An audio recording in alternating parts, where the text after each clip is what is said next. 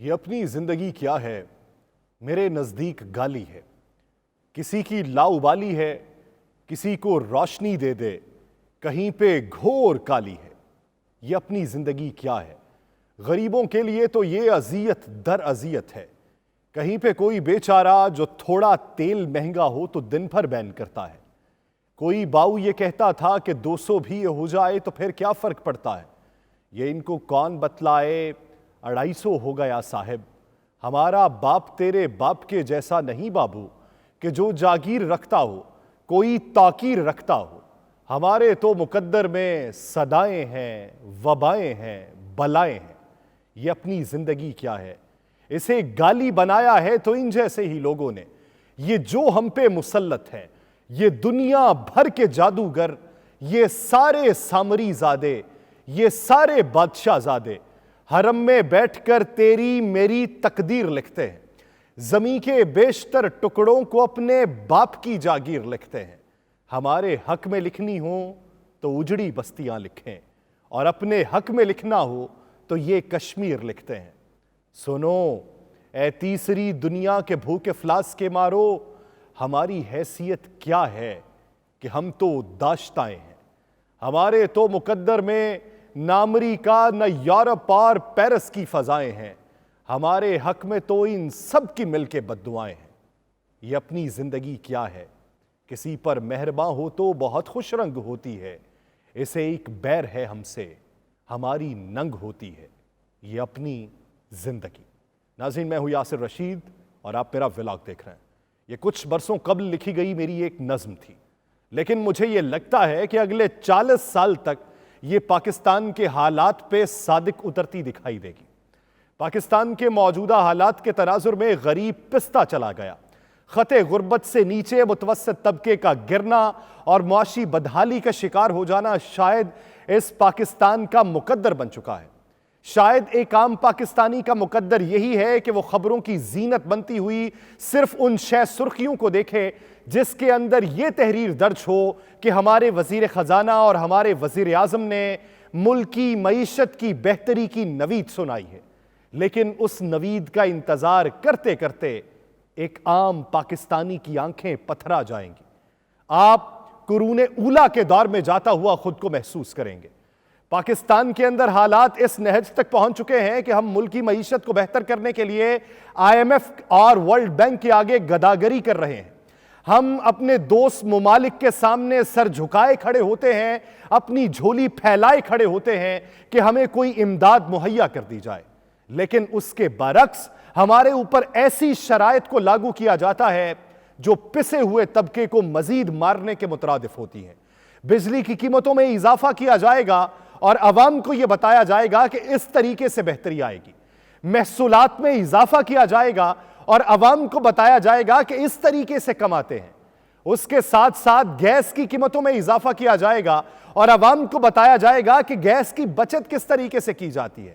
اشیاء خورنوش کی قیمتوں میں اضافہ کیا جائے گا اور عوام کو یہ سبق دیا جائے گا کہ پرتعیش اشیاء کو چھوڑ دیجئے۔ آپ کی تمام مشینری کو مہنگا کر دیا جائے گا اور آپ کو یہ سبق دیا جائے گا کہ گھریلو صنعت کو فروغ دیا جائے۔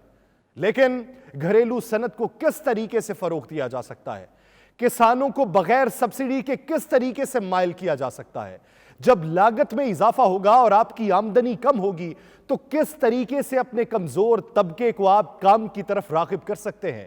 آپ تو ایسے لوگ ہیں کہ احساس پروگرام کے تحت جن کو ریڑیاں فراہم کی گئی تھیں کہ اپنے چھوٹے چھوٹے کاروبار کر لیجئے، آپ نے تو ان کی ریڑیاں تک اٹھوا لی ہیں۔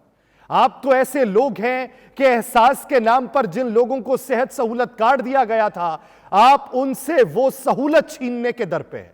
آپ تو وہ لوگ ہیں جو عام صارف کو کچھ ریلیف دینے کی بجائے اس کے اوپر مزید بوجھ ڈالنا چاہتے ہیں۔ آپ تو وہ لوگ ہیں جو یہ کہتے ہیں کہ ایک عام صارف کے اوپر بوجھ نہیں ڈالا جائے گا بلکہ امراء کے اوپر بوجھ ڈالا جائے گا۔ تو ہمیں پاکستان میں ایسی کوئی بھی نظیر دکھا دیجئے کہ آپ نے کسی بڑی کمپنی کے اوپر ٹیکس لاگو کیا ہو اور اس کمپنی نے وہ ٹیکس اپنے صارف تک نہ منتقل کیا۔ پاکستان ایسا ملک ہے کہ جہاں پر اگر بدحالی جنم لینے لگے تو آپ کے اپنے ہی لوگ آپ سے منہ پھیر لیتے ہیں۔ اس کی وجوہات کیا ہیں؟ ترکی اور شام میں زلزلہ آیا، خبر یہ منظر عام پہ آئی کہ امریکہ میں ایک پاکستانی نیاد ترک سفارت خانے میں داخل ہوتا ہے اور وہاں پر اپنی شناخت بتاتا ہے، پھر $30 ملین عطیہ کرتا ہے صرف اس شرط کے اوپر کہ اس کے نام کو صیغہ راز میں رکھا جائے گا۔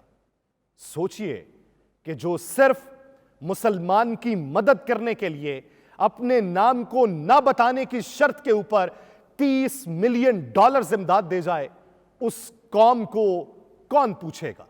اس قوم کا جذبہ کون پیمانے پہ رکھے گا؟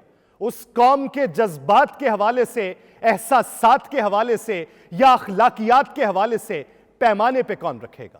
پاکستانیوں کے دل بہت بڑے ہیں، اگر کوئی مشکل وقت آن پڑے تو یہ جذبہ خیر سگالی کے نام پر امداد دینا بھی جانتے ہیں اور دوسروں کے دکھ بانٹنا بھی جانتے ہیں۔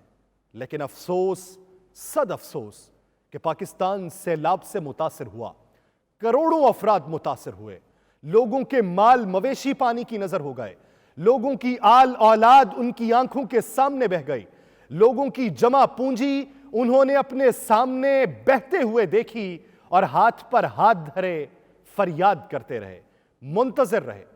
اگر کوئی آیا تو NGOs آئیں، اگر کوئی آیا تو تنظیمیں آئیں، کوئی نہ آیا تو ریاست نہ آئی، ریاست آئی تو برائے نام آئی، تصاویر بنوائیں اور گھر کو چلتی بنی، پھر دنیا سے امداد کا اعلان کیا۔ دنیا سے آپ امداد کا اعلان کر رہے ہیں، کبھی یہ سوچا کہ آپ کے اپنے پاکستانی آپ پر یقین کیوں نہیں رکھتے؟ کیونکہ آپ ان کے آزمائے ہوئے ہیں، 30 سال تک انہوں نے آپ کو آزمایا ہے، قرضہ اتارو ملک سوارو کی مہم میں آپ کو آزمایا ہے، ڈیم بنانے کی مہم میں آپ کو آزمایا ہے، بالا کوٹ میں آنے والے زلزلہ زدگان کی امداد کو ملنے کے حوالے سے آپ کو آزمایا ہے، معصوم لوگوں کو سر پہ چھت فراہم کرنے کے لیے اسکیم چلانے کے حوالے سے آپ کو آزمایا ہے، پیلی ٹیکسی کی اسکیم کے حوالے سے آپ کو آزمایا ہے، اورنج ٹرین اور میٹرو بسوں کی تعمیر کے حوالے سے آپ کو آزمایا ہے۔ وہ جانتے ہیں کہ آپ پیسہ منگواتے ہیں، پھر کس طریقے سے کھا جاتے ہیں، وہ سب جانتے ہیں، اس لیے وہ آپ پر یقین نہیں رکھتے، اسی لیے آپ ایک جہاز کو بھجواتے ہیں، تصاویر بنواتے ہیں اور ڈھنڈورا پیٹتے ہیں کہ ہاں ہم ترکی کی امداد کر رہے ہیں، ہاں ہم شام کو مدد فراہم کر رہے ہیں۔ سوچئے کہ پوری دنیا نے آپ کو سیلاب سے متاثرہ حصے کے لیے آپ کو رقوم جاری کرنے کا جو اعلان کیا تھا، اس کے لیے ہر ملک میں تصاویر بننا شروع ہو جائیں، تو کیا آپ سر کو جھکائیں گے یا سر کو اٹھا کے وہ رقم وصول کریں گے؟ اگر آپ کسی کی مدد کر رہے ہیں تو آپ کا مذہب آپ کو کہتا ہے کہ اگر ایک ہاتھ سے دے رہے ہو تو دوسرے ہاتھ کو پتہ نہ لگے۔ آپ کو اس پاکستانی سے سبق سیکھنا چاہیے جو آپ سے کئی گنا زائد اپنی امداد دے چکا ہے لیکن اپنے نام کو ظاہر کرنا نہیں چاہتا۔ سبق سیکھیے، سبق نہیں سیکھیں گے تو وقت آپ کو سبق سکھائے گا، سبق نہیں سیکھیں گے تو یہ قوم آپ کو سبق سکھائے گی، سبق نہیں سیکھیں گے تو آپ کی ہوئی سیاست آپ کو سبق سکھائے گی، سبق نہیں سیکھیں گے تو آپ کے اپنے اتحادی آپ کو سبق سکھائیں گے، سبق نہیں سیکھیں گے تو یہ معیشت آپ کو سبق سکھائے گی، لیکن اس سے پہلے آپ کو خود بہتر ہونے کی ضرورت ہے۔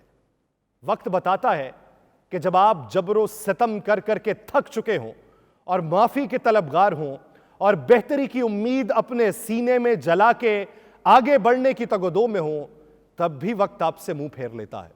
وہ وقت یاد کیجئے کہ جب حضرت محمد صلی اللہ علیہ وآلہ وسلم کے پیارے چچا امیر حمزہ کو شہید کرنے والا حضور کی آنکھوں کے سامنے کھڑا تھا، اس نے معافی مانگی اور اسلام کے پیمانے کے مطابق معافی دے دی گئی، لیکن حضور نے کہا کہ میری آنکھوں کے سامنے سے چلے جاؤ اور مجھے دکھائی نہ دینا، تو وہ حبشی ان کی آنکھوں کے سامنے سے روپوش ہو گیا۔ معافی ملی، اسلام کے دائرہ کار میں بھی داخل ہوا، لیکن کچھ زخم ایسے سینے پہ لگ جاتے ہیں، کچھ یادیں ایسے دماغ پہ نقش چھوڑ جاتی ہیں کہ آپ بہتری کرنا بھی چاہیں لیکن لوگ آپ کے بہتری کے جذبے کو نہیں مانتے۔ آپ اب یہ پیغام دیتے ہیں کہ میں صبح 6 بجے اٹھتا ہوں، آپ یہ پیغام دیتے ہیں کہ وزیر خزانہ فجر کے وقت کام شروع کر دیتے ہیں، تو بتائیے کہ کیا کام کرتے ہیں؟ کس اینٹوں کے بھٹے پہ آپ کام کرتے ہیں؟ کون سی اینٹیں آپ اٹھاتے ہیں اور ملبہ بنانے کے چکر میں ہیں؟ کون سے پاکستان کی آپ تعمیر کر رہے ہیں؟ آپ نے پاکستان کی جڑوں کو کھوکھلا کیا۔ اس سے پہلے کہ لوگ آپ کی سیاست کو کھوکھلا کر دیں، اس سے پہلے کہ آپ کے گھر کے اندر سے اٹھنے والی یہ بغاوت کی ہوا مزید تیز ہو جائے، اس سے پہلے کہ آپ کے اپنے پیارے آپ سے منہ موڑنے لگیں، اس سے پہلے کہ آپ کے اپنے آپ کی مخالف صفوں میں جا کے کھڑے ہو جائیں اور ببانگے دوہل آپ کے کچے چٹھے کھولنے لگیں، آپ ملک و قوم کی فلاح کے لیے فیصلے کیجئے۔ بہتری کی امید دل میں جگائی ہے تو بہتری کا عنصر سب سے پہلے دماغ میں پیدا کیجئے۔ مجھے دیجئے اجازت، اللہ نے کے بعد۔